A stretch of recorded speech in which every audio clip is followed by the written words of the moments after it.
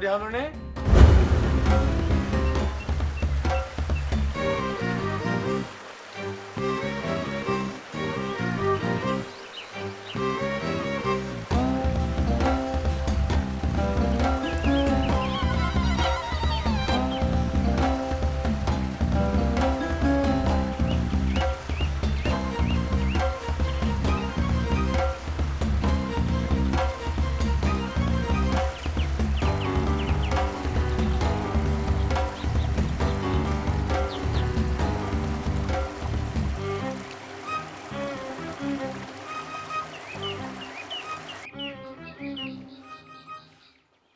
පොඩි හඳුනේ.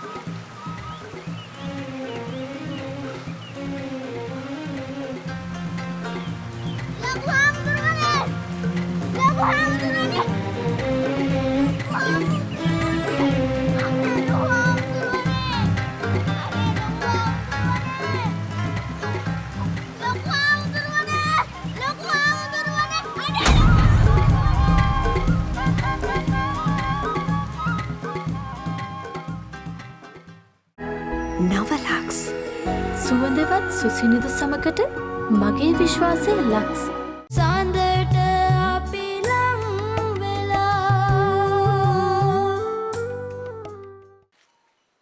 චූටි පොඩි සාදු මොනවා කරනවද මන් දන්නේ. හිච්ච කාලෙත් ඔහොමයි. වැඩ ගාට තමයි.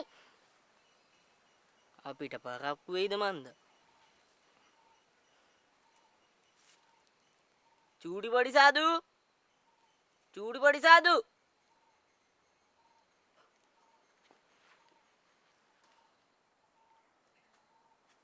ඉක්මනට ඇවිදින්න බැරිද? සිදු අයියේ රාහුල හාමුදුරුවෝ දෙන්නම පන්සලේ නෑ. හොයලා තමයි එන්න පරක්කුනේ. ඒ දෙන්නම නැද්ද? නෑ මම හැමතැනම බැලුවා. ඒ දෙන්න නෑ. එහෙනම් ඉස්සෙල්ලා චූටි පොඩි සාදු කිව්වේ භාවනා කර කර ඉඳිය කියලා. ඒ ඉස්සෙල්ලානේ. මං යනකොට හිටියේ නෑ. කොහෙ ගිහිල්ලාද මන්දා? අයියෝ එහෙනම් අපි පරක්කුයි. ඉක්මනට යන්න. ඇයි? අයියෝ ඒක තේරුම් ගන්න මොලයන් නැදු කොහොමිට්ටෝ? ඒගොල්ලෝ අපිව දාලා පොඩි සාදුව ගේන්න ගිහිල්ලා. ඒ කියන්නේ සෝරත හාමුදුරුවන් හොයන්න රාහුල හාමුදුරුවෝත් ගිහිල්ලාද? දෙකක් නෑ. අපේ සිදු රාහුල සාදුව කැමති කරගෙන. අපි ඉක්මනට යන්. ඒගොල්ලෝ මගේ යනවා ඇති. දැම්ම ගියේ නැත්තම් ඒගොල්ලන්ව අපිට මග ඇරයි. යන්න. චූටි පොඩි සාදුත් යන්. අනේ මට නම් බෑ. ලොකු හාමුදුරුවන්ගෙන් බැනුම් ආන්න වෙයි. ලොකු සාදු බනින්නේ නැහැ. රාහුල සාදුත් ඉන්නවනේ. මොකටද බය වෙන්නේ? බල ඉන්න දෙයක් නැහැ චූටි පොඩි සාදු. ඉක්මනට යන්.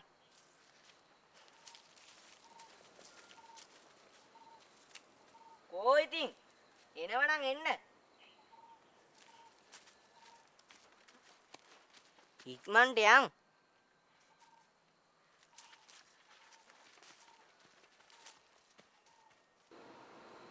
මම සින්දුව පාලනය කරගත්තේ බොහොම අමාරුවෙන් හාමුදුරුවෝ. සෝරත වගේ කල්යාණ මිත්‍රයෙක් නැති වුණාට පස්සේ සින්දුව ඒ තරම් ලේසියෙන් පාලනය කරගන්න පුළුවන් වෙයි කියලා මම නම් හිතන්නේ නැහැ. සින්දුවට ඕනේ උනේ කොහොම හරි සෝරතව හොයාගෙන යන්න. ඒත් මේ වෙලාවේ සින්දුවට යන්න පුළුවන් දුර බොහොම කෙටි හාමුදුරුවනේ.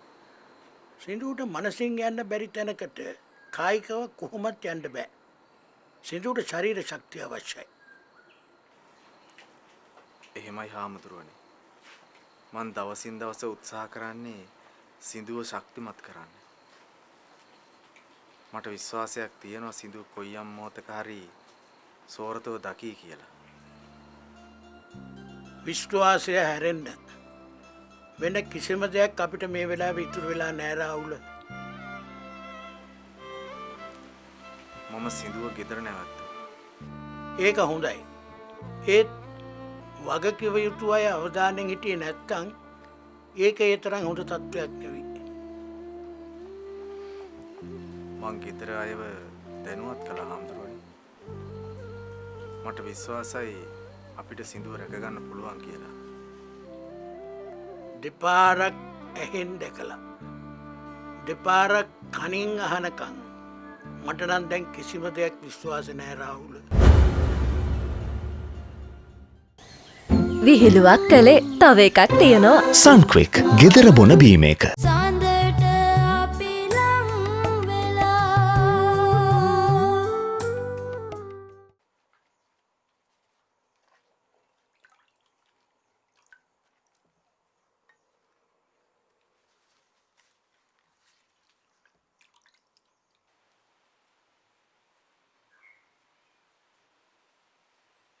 කෝ දැන් උඹ සිදුව එක්කන් එන නේද ගියේ? අපරාධ මං ඌව හම්බෙන්න ගියේ. හේ ඌ බෑ කිව්වද? ඌ නෙවෙයි බෑ කිව්වේ. උගේ ලේ. ඌට තියෙන්නේ හිතුවක්කාරලේ. ඒක උගේ වැරද්දක් නෙවෙයි. ඉතින් බං උඹ සිදුව එක්කන් එන්න ගියේ උඹේ වැඩක් කරගන්නද? නෑනේ. උගේ යාළුවෝ ටික හොයාගන්නනේ. ඒවා ඌට අදාළ නෑ. ඒවා ඌට අදාළ නෑ. උගේ ලේ වල ජීර්ණ වෙලා තියෙන්නේ අහංකාරකම. ඒවා වෙනස් වෙන්නේ නෑ. මං කියන්නද? මං අර මුතු ගෑණි ඉන්නේ. ඒ ගෑණිට ගිහින් කියන්නම් මේක තේරුම් කරලා. වැඩක් නෑ බං. ඩිංගිරිගේ ලේ වෙනස් වෙන්නේ නෑ. හරි. දැන් උඹ ආයෙ පාරක් අංජනම බලන්නනේ හදන්නේ. උඹ බලපන්. මං උඹට උදව් කරන්නම්කෝ. මං ඉන්නවා උඹත් එක්ක. කරමු. මෙදා සැරේ නම් අංජනන් දේවිට තටුවට වඩින්නව වෙනවා.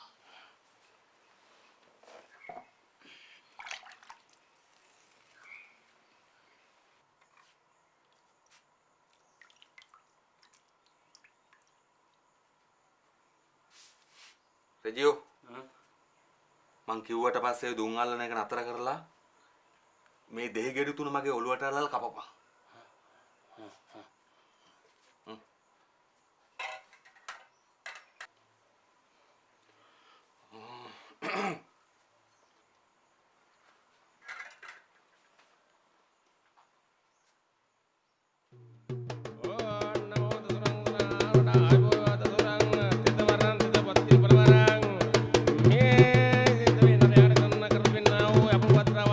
යමක් කරේ අත්ත ඔවුන්ගේ කටකවල පිටියේ දෙකෝල්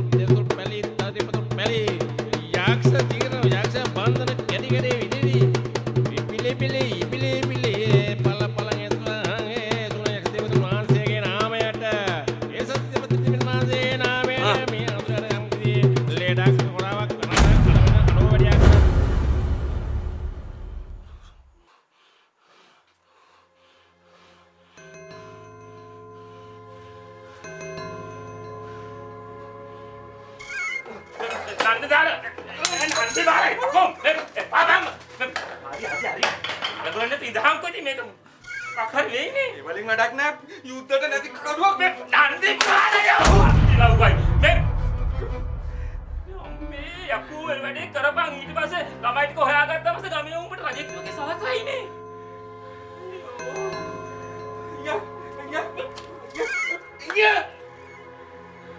කොහෙද යන්නේ උඹ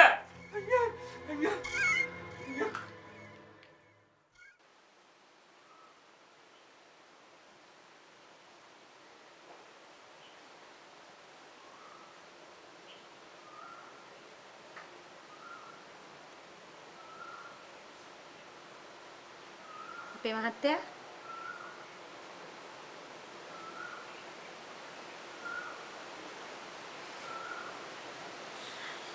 අපේ මහත්තයා මොකද්දෝ දෙයක් හිතේ හංගන් ඉන්නවා මට නොකිය.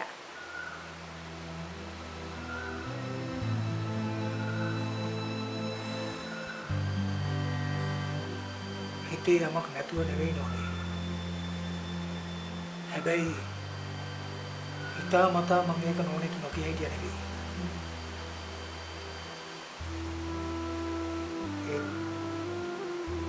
මම කලබල වෙයි කියලා මගේ හිතේ බයක් නැතුවත් නෙවෙයි. මොකද අපේ මහත්තයා? අපේ මහත්තයා පන්සලට ගිහින් ආපු වෙලාවෙ ඉඳන් කල්පනා කරනවා.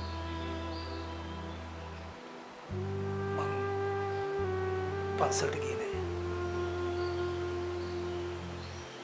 පන්සලට ගියේ නෑ?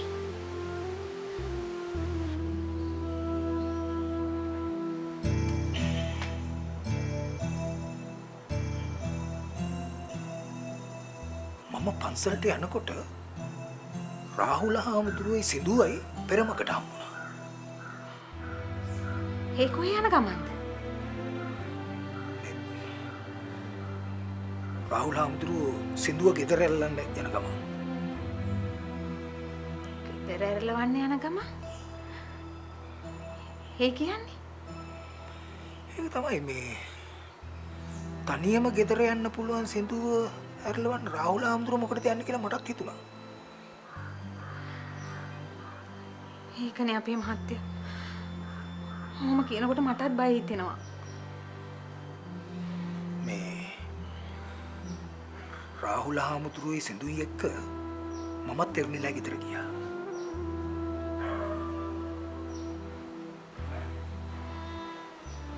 තෙරුණික කතාව හරියටම හරින ඕනේ. සඳට අපි ලං වෙලා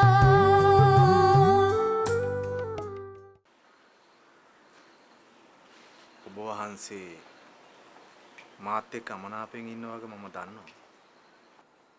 මම කායිකවත් අමනාප නෑ රාහුල. ඒත් සෝර්තව රැකගන්න බැරිවීම ගැන මට ලොකු පසුතැවිල්ලක් තියෙනවා. සිඳුට විවේකයක් දෙන්න ඕනි හාමුදුරුවනේ.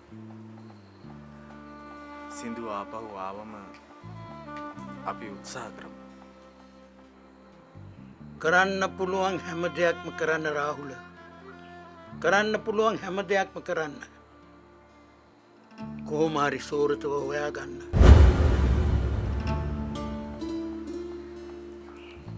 මට ඔබ වහන්සේ ගැන බයයි. රාහුල මගේ ප්‍රාණයට වඩා සෝරතගේ ප්‍රාණය ගැන සැලකිලිමත් වෙන්න. ඒක තමයි මා වෙනුවෙන් ඔබට කරන්න පුළුවන් උපරිම ගෞරවය. පොලිස් නිලධාරීන් කරන්න පුළුවන් රාජකාරී උපරිමයෙන් කරනවා හාමුදුරුවනේ. ඒ නිසා ඔබ වහන්සේ මානසික පීඩනයක් ඇති කරගන්න ඕනේ නෑ. මනසට අවශ්‍ය මොනවද අනවශ්‍ය මොනවද මම තීරණය කරන්න. රාහුල කියපු දේ කරන්න. මේ වෙලාවේ මගේ හිත චංචලයි. මගේ මුවින් මේ වෙලාවේ පිට වෙන්නේ දරදඬු වචන. ඒ නිසා අපි අවශ්‍ය දේ පමණක් කතා කරමු.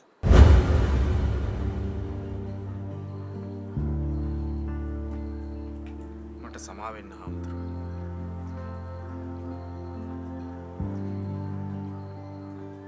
අවසරයි.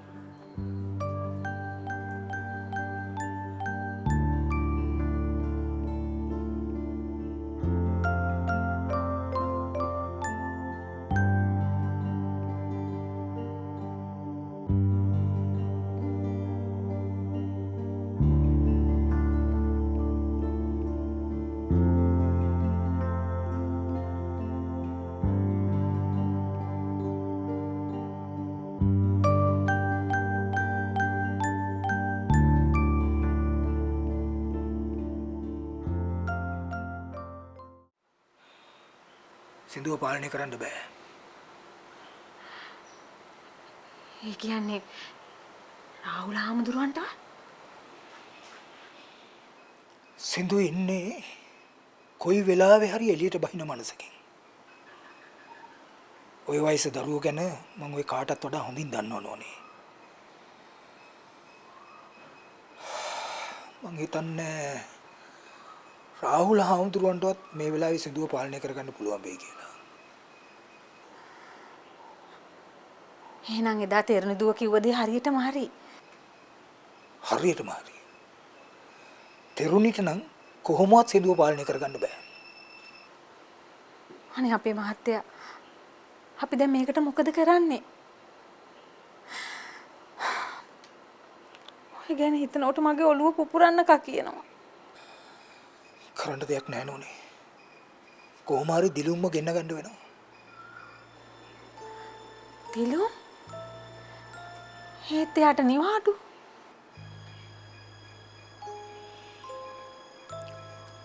කොහොම හරි ක්‍රමවේදයක් හදාගෙන දිලුම්ට එන්නම වෙනව නෝනේ. මොකද මේක දිලුම්ගෙත් වගකීමක්. පරක්කුවක් වුණොත් එහෙම අනේ අපේ මහත්තයා ඔහොම කියනකොට මට නෝනේ මේක අහලා කලබල වෙන බව මම දන්නවා. ඒකයි මම නෝනෙට මේක කියනවද නැද්ද කිය හිත හිතයි. ඒත් නෝනේ බොහොම භයානක අනතුරක් අත ළඟ.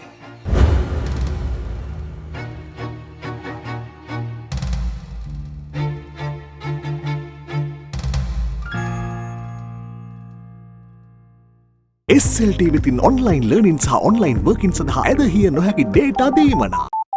අනේ මාමේ මාව ඇවිල්ලා බේර ගන්නකෝ. මාමේ මාව ඇවිල්ලා බේර ගන්නකෝ. සූරත යන තැනක මට කියලා යන්න කියලා මම කී වතාවක් කියලා තිනවද සූරතට? සූරත අකීකරු වීම අකුසලයක්.